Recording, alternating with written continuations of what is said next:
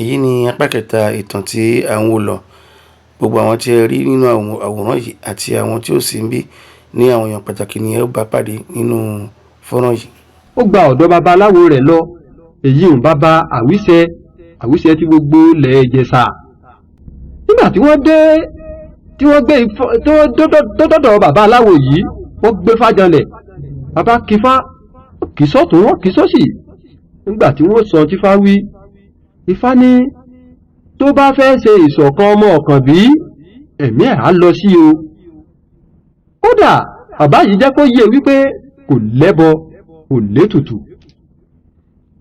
Ó sọ fún bàbá yìí wípé tó bá ti jẹ́ wípé òun á ṣe àṣeyọrí kò burú, òun sáà ti bímọ, òun ti kúrò lágàn, òun sì ti kúrò lábìkú.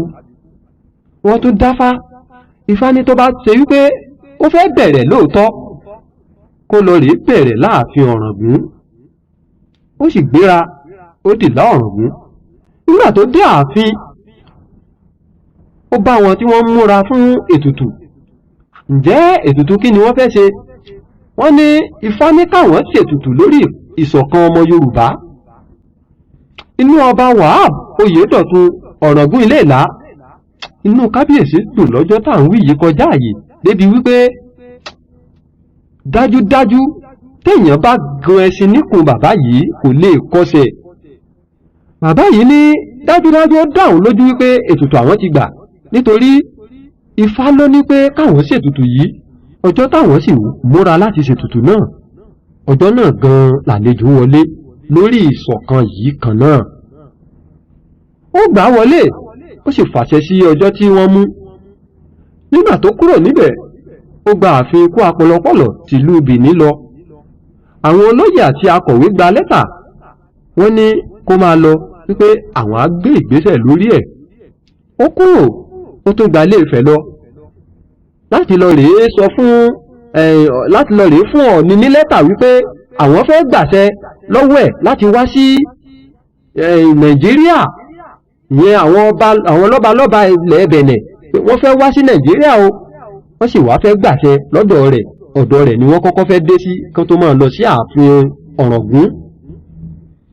Ṣùgbọ́n ìgbà tó débẹ̀, ó fún wọn ní lẹ́tà, kò rí kábíyèsí. Ó tún kúrò, ó di Òṣogbo láti lọ rèé jábọ̀ ní ọ́fíìsì gómìnà. Nígbà tó kúrò, ó di Ọ̀yọ́. Ṣùgbọ́n kò sí àǹfààní fún un láti rí baba. Ikú bàbá yèyé aláṣẹ kejì òrìṣà ọba Lámìdí Adéyẹmí Aláàfin Ọ̀yọ́. Tó ṣùgbọ́n àwọn olóyè gba lẹ́tà yìí, wọ́n gbà á lọ́wọ́ rẹ̀. Nígbà tó kúrò, ó gbéra láti padà sékòó kó máa lọ sí ààfin Onípópó nílẹ̀ Bẹ̀nẹ̀. Ó ga kábíyèsí rẹ̀ lẹ́dùmarè. Ìṣẹ̀lẹ̀ ìyanu kan ṣẹlẹ̀ lọ́jọ́ náà tí mo fi mọ̀ wípé ẹni Ọlọ́run ò pa kì í kú. Nígbà tó kù díẹ̀ kó débi tí ibi tó gèètì Ògèrè láàrin Ìbàdàn s'Ékòó ni wọ́n pàdé àwọn adigunjalè tá à ń wí yìí. Ẹ̀yìn kọ́ yìí, ìbọn 3 ni wọ́n yìn fọmọkùnrin yìí lórí o. Ṣùgbọ́n pẹ̀lú ìrànlọ́wọ́ Ọlọ́run àti àtìlẹ́yìn ènìyàn, oníjàǹwé tó gbé lọ́jọ́ náà, ìyẹn gbé fáwọn ọlọ́pàá pàtúròlù. Àwọn ọlọ́pàá pàtúròlù wọ́n gbé ó di ilé ìwòsàn. Àwòrán ìbọn tí wọ́n yìn, ọta àbọn tí wọ́n yìn lú lórílẹ̀ ń wò yìí. Ẹni bá ti rí yóò mọ̀ pé ní tòótọ́ ẹni Ọlọ́run ò pa kì í kú. Lẹ́yìn ìṣẹ̀lẹ̀ yìí, ọjọ́ kẹta ló tún gbéra, ló tún lọ sí ààfin Onípópó ní Grand Popo, abúlé kan tí wọ́n ń pè ní Ẹ̀bẹ̀, ìyẹn ní Benin Republic lọ́wọ́. Nígbà tó débẹ̀, ó gbà á tọwọ́ tẹsẹ̀. Kódà wọ́n tó sọ ìtàn fún oríṣiríṣi lọ́jọ́ náà. Ibi tá ìwò yìí, ibẹ̀ ní ààfin Ọ̀ràngún ti Ilé-Ìlá, níbi tí àwọn ọmọ ọ̀kànbí 3 ti pé, tí 2 ránṣẹ́. Ṣíṣẹ́ sì ń lọ lọ́wọ́lọ́wọ́ lórí ẹnìkan tó kù nígbà náà lọ́hùn-ún. a rí Ọ̀ràngún ilé ìlá tí wọ́n wá bá lálejò, a rí Alákétu, a rí Onísàbẹ̀, Aláàfin àti Ukú Apọlọpọlọ ránṣẹ́ tí wọn, ṣùgbọ́n a ò rí Olówu nígbà náà fún àwọn ìdí kan tí Ọlọ́run ọba mi sì ti bá wa yanjú ẹ̀. Ẹ gbọ́ ohun tí ọmọ ọba Yẹmí Adéoyè àti Tolúlàfẹ́ sọ.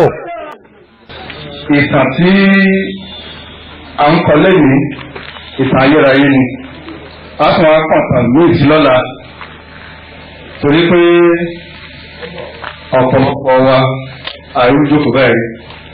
Nítorí náà a wà pé olóyè wa tó ti ń bá wa ṣiṣẹ́ bọ̀ látijọ́ ẹ̀, òun gan ló wá láti wá rí kábíyèsí Ọ̀ràngún nípa ìjókòó yìí. Mo láyọ̀ láti pe olóyè wa pàtàkì Tolúlàṣẹ láti wá fi àwọn èèyàn wa hàn.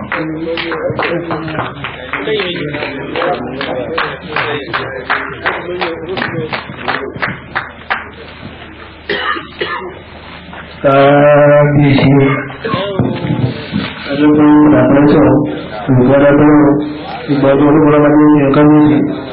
Kábíyèsí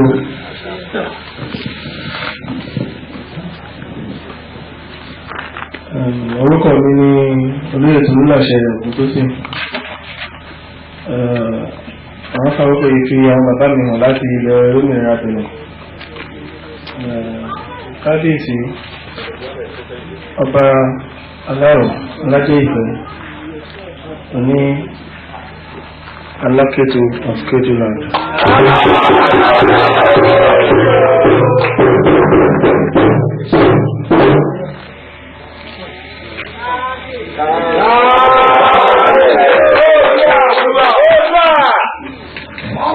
Adékọ̀ọ́kọ̀ fi bàbá mi hàn ọba Ọlá Oyèdépò Àmúṣù Onísàbẹ̀ Tòlósàbẹ̀.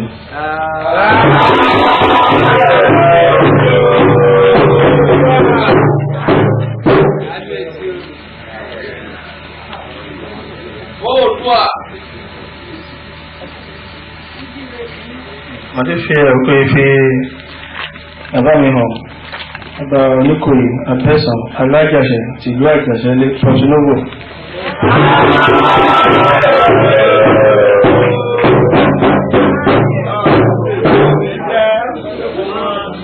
Mo kí kábíyèsí Ọ̀ràngún sí ìlà. Kábíyèsí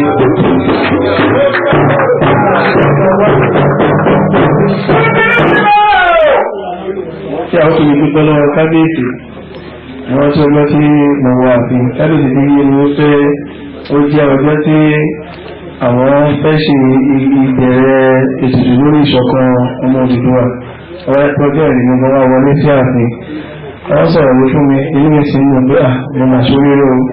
Ìyẹn pé ọjọ́ tí wọ́n fẹ́ bẹ̀rẹ̀ ètùtù ìṣọ̀kan ọmọ Odùduwà ni wọ́n wọ ààfin ìlàwá.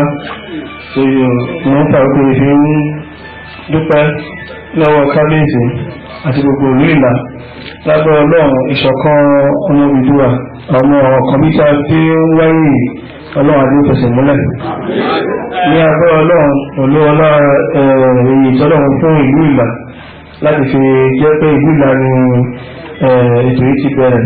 Ọlọ́run àjọ kí ọwọ́ ẹ̀ kí ó lè ṣojú gbogbo wa.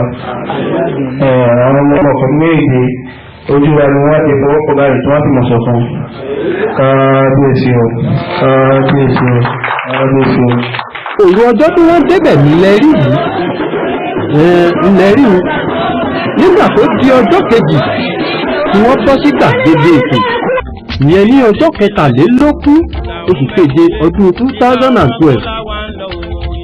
Ọjọ́ yìí jẹ́ ọjọ́ mọ́nigbàgbé nílùú Ìlá Ọ̀ràngún, pàápàá ní ìpínlẹ̀ Ọ̀ṣun àti ní gbogbo ilẹ̀ Yorùbá káàkiri.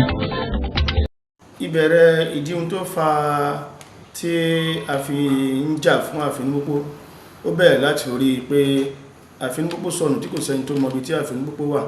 Ìyẹn ni àwa ń wá káàkiri ibi tá ti bẹ̀rẹ̀ iṣẹ́ lórí Àfẹnúpòpò nìyẹn tí Embassy Nàìjíríà tí wọ́n bá wa dá sí. Gómìnà ìpínlẹ̀ Ọ̀ṣun àsìkò yẹn náà Ọ̀gbẹ́ni Rauf Arẹ́gbẹ́ṣọlá àwọn náà bá wa dá sí tí a fi wá Àfẹnúpòpò. Ẹ ká wo fídíò yìí kẹ́ mọ ìdí tí a fi ń wá ààfin Onípópó. À ń ṣèṣọ̀kan ọmọ Odùduwà.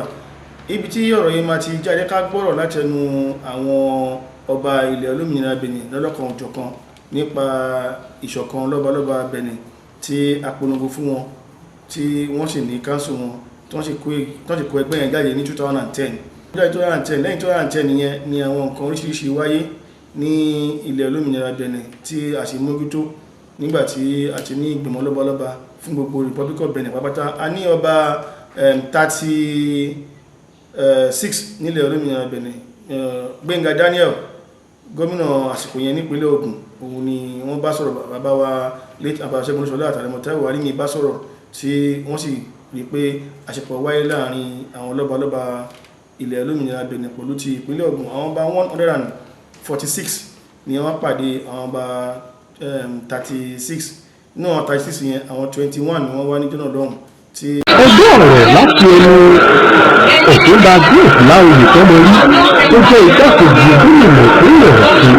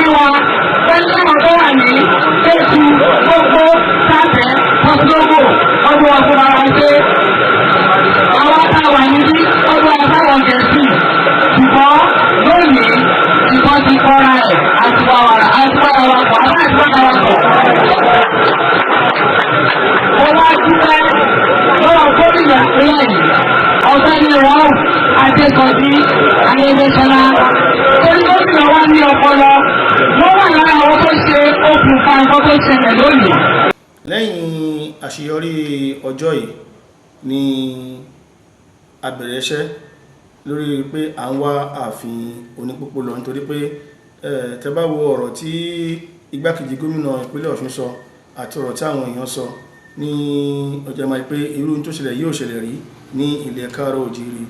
Ọmọ Odùduwà méje ni wọ́n, àwọn ọmọ Ọ̀kànbí làkọ́bí Odùduwà, Ọ̀kànbí ló bí méje, àwọn méje ni wọ́n ti láti papọ̀ kí a tó lè ní ìlọsíwájú nílẹ̀ Káàárọ̀ Oòjíire. Ohun tí a rò lọ́kàn wa lọ́jọ́ náà yẹn tàbí gbéra tàbí bẹ̀rẹ̀ iṣẹ́ ní orí ẹ̀.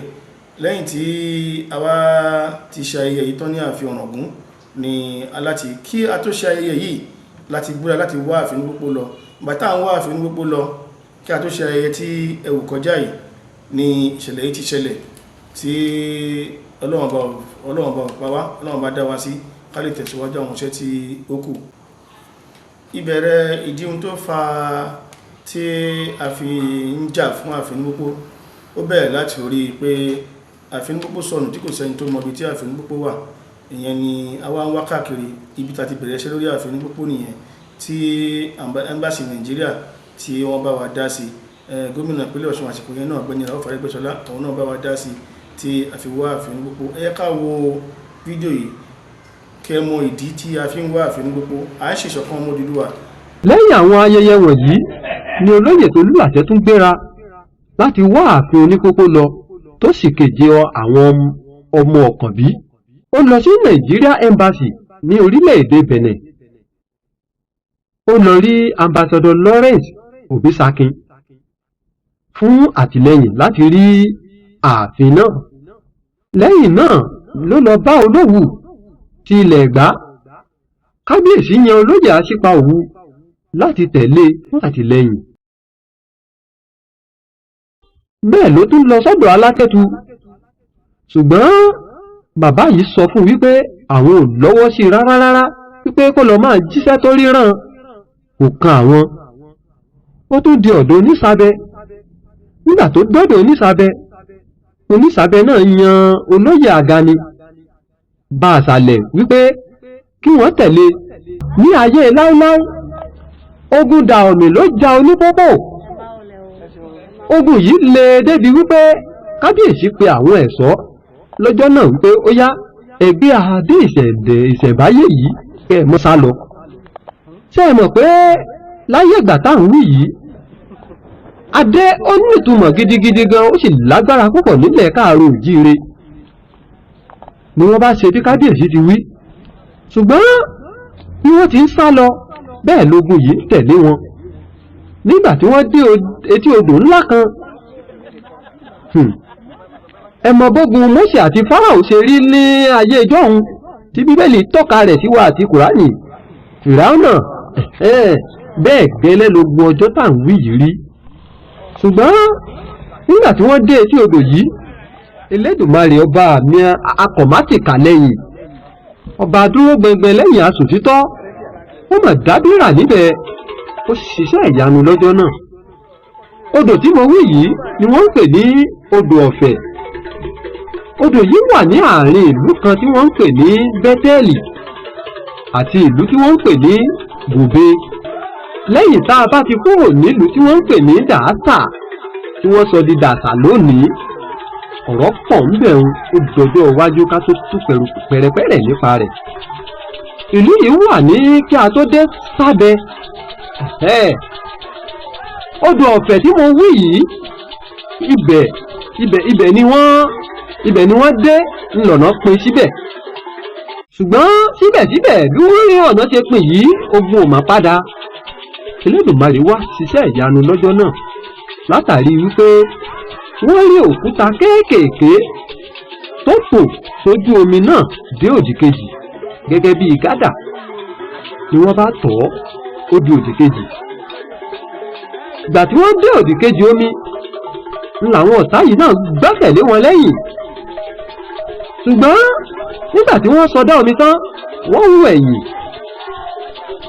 ẹ̀yìn tí wọ́n wò báyìí, wọn ò mà rókúta ọ̀hún mọ́.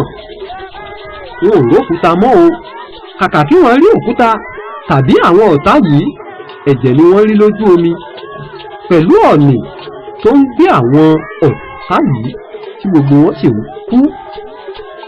Àṣé ọ̀nì ló tò sójú omi tí wọ́n pè lókúta tí wọ́n tọ orí ẹ̀ kọjá. Gbogbo àwọn ọ̀tá yìí ló kù àyàfi ẹyọ ẹnìkan ṣoṣo nínú wọn. Ẹyọ ẹnìkan tó ṣẹ́kù nínú wọn yìí ló sá padà. Òun ló sá padà sẹ́yìn la fi mọ ìtàn yìí. Òun ló lọ rèé jábọ̀ fún wọn tá a fi rí ìdí ìtàn yìí o. Ọjọ́ kẹrin tí Tolúlàṣẹ àti àwọn tó tẹ̀lé bẹ̀rẹ̀ ìwádìí yìí ni ìtàn yìí wáyé tí a sì rí òkodoro rẹ̀ wípé adé tí wọ́n gbé sálọ lọ́jọ́ náà ó wà nílùú Sábẹ títí di òní tí wọ́n ń bọ̀ ọ́, ṣùgbọ́n tí wọn ò lè dé. Ọ̀rọ̀ náà ó lágbára púpọ̀. Ìtàn ẹbí olóyè Àgàní yìí jẹ jáde nínú ìwádìí Onípópó tí wọ́n ń wá lọ. Ẹ lọ wá apá kẹrin nínú YouTube channel wa Oduduwa alphabet, Aiba Jogbe, the only talking alphabet on earth.